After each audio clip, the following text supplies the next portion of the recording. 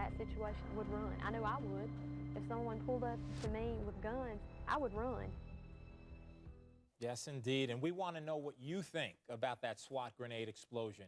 Is it a tragic accident or is it police recklessness? Like us on Facebook and let us know how you feel. Now, Mike, I have to ask you the question. Sure. You know, you've been in the business a long time.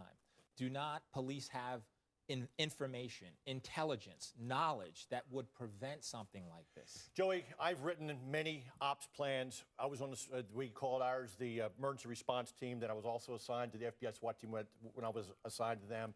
And every time you do one of these raids, you write up an ops plan, and you go with the best information you have possible. The reason they did this no-knock with the use of flashbangs is because of the history of the guy who was selling the drugs, so they just bought from just right before this, and the fact that they believed the guns were inside. There was nothing inside the house to indicate to them that there was any children anywhere. And you heard what the sheriff said. They would put the kids in the back. They were doing this. They were selling drugs in the house with the kids there, putting the kids in danger. So, with that said, they came up, they hit the door with the ram. To them, it seemed like the door was barricaded. They threw the flashbang in there, not knowing there were any kids. Janet, here's my issue. Here's my issue. Number one, controversial task force. It happened in 2009. Right. They shot a pastor. They killed him. Right. Number two, but they were cleared by the GBI, Joey. $2 million settlement. But that the officer involved comes to find he should not have even had the gun. He was fired. But it was still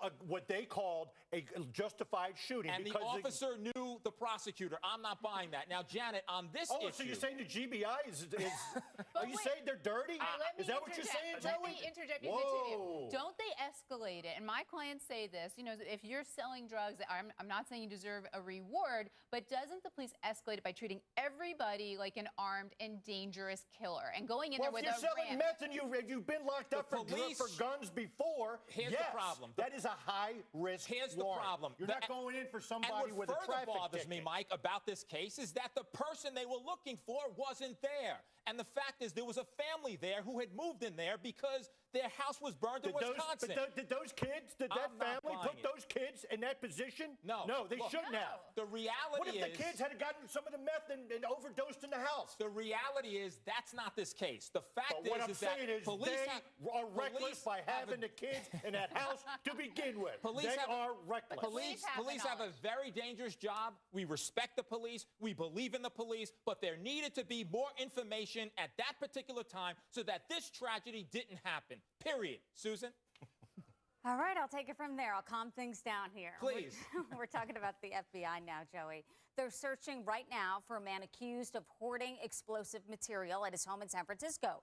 Agents say that this man, Ryan Chamberlain, is considered armed and dangerous. Here he is. He was last seen on Saturday. Well, hazmat crews and investigators spent the weekend looking in his apartment.